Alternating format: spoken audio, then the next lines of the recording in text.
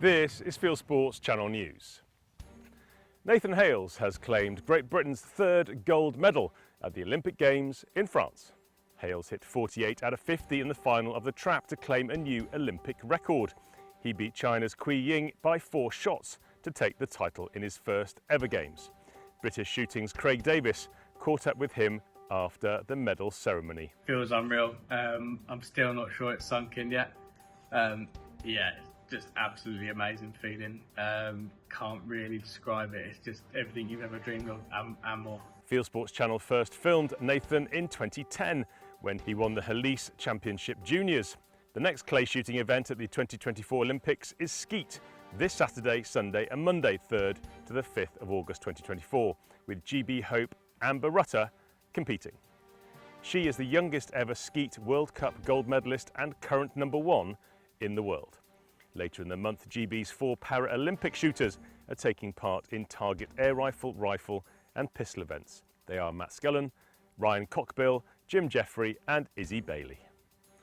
It's going to be a poor year for grouse. Early rain across both England and Scotland means chicks and their food were washed out. It's not just grouse. Other ground nesting birds including curlew and the plover species are expected to do badly too. The UK's managed grouse moors are home to a large proportion of Europe's breeding waders population, which organisations such as Wild Justice are campaigning to bring to an end. Speaking on stage at the Carter Jonas Game Fair Theatre, Digby Taylor from gunsonpegs.com recalls the experience of one sporting agent. There are a few estates still shooting. I don't know off the top of my head which areas, but I was speaking to an agent earlier on this weekend who takes 55 days for clients. And he's cancelled 50 of them so far.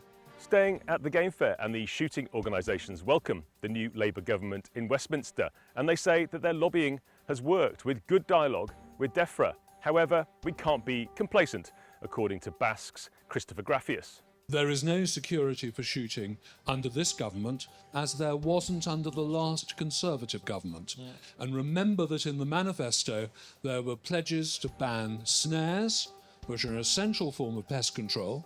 There were pledges to ban the importation of hunting trophies and to impose full cost recovery for firearms licensing, with no guarantees on the efficiency of the service that we receive from the 43 separate licensing authorities. So there are a plethora of issues which could come up. But notice one thing. What Basque has always lobbied for is an all-party consensus in support of shooting. Now, we had problems keeping that under Corbyn, who was very definitely an anti. But last year, we had Steve Reed, the current Secretary of State for the Environment, say at the Bass reception that Labour supports sustainable shooting conducted according to the law. So that consensus holds. And while it holds, we're never talking about a ban on shooting. What we're talking about is differences on how we shoot. Meanwhile, the Countryside Alliance expects war with Labour over trail hunting. Hunting, for reasons that are lost in the mist of time, has become this icon to the left of what the Tory squirearchy is. And if you're not allowed to renationalise every industry, although they're renationalising some, and if you're not allowed to line up aristocrats against the wall and shoot them, even if you can throw them out of the House of Lords and charge them VAT for sending their children to private schools, then the one thing that you might be able to do is have a kick at a fox hunter. This 1-hour discussion in the Carter Jonas Game Fair Theatre is available as a podcast. Link below. The new Hinkley Point C nuclear power station will kill 2 fish a minute when it goes live unless a fish deterrent is built into the system. That's the claim of scientists who are urging the power station's French and Chinese owners, EDF, to resume planning for the use of revolutionary underwater audio systems as part of the build. It deflects fish away from water intakes used to cool the plant.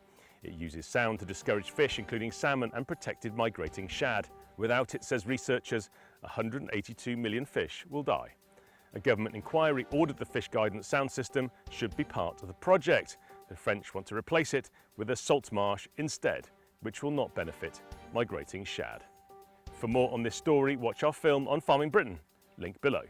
if you had a wind farm that, if you took off one of the safety features, would kill 182 million birds every year, and we could all see that happening as the days and weeks and months go on, that would be horrifying, and we would potentially want to do something about that, but also to then go, okay, well, what we're doing is we're replacing it with a breeding ground for birds close by, seems particularly difficult to comprehend, because effectively you're just creating more things that will then perish. BASC has issued a rallying cry to try and recruit more women into shooting. A game shooting census for Guns on Pegs showed women remain a statistical minority as game shots. It found 96% of shotgun certificate holders in the UK are men. At the Game Fair, BASC asked all members to try and encourage more female participation in shooting sports as part of its Women in Shooting initiative. A new study suggests that deer should be left to rot where they fall after they're culled in Scotland. Researchers at the University of Edinburgh made the claim, working with others from Yale in the USA.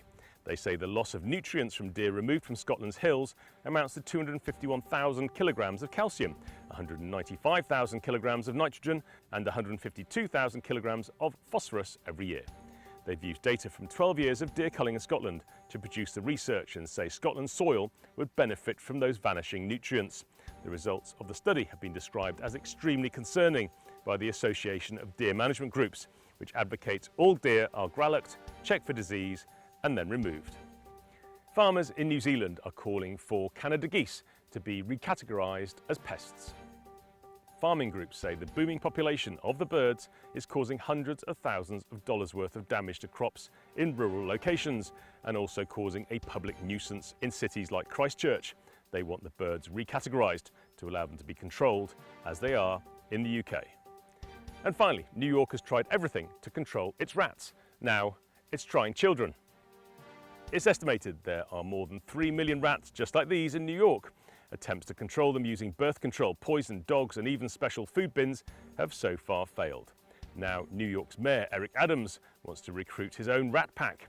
Volunteers aged between 6 and 18 will be trained about rat behaviour to educate them how to reduce rat numbers. They'll also get a cap and a t-shirt.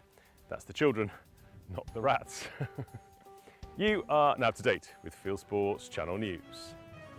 Stalking the stories, fishing for facts.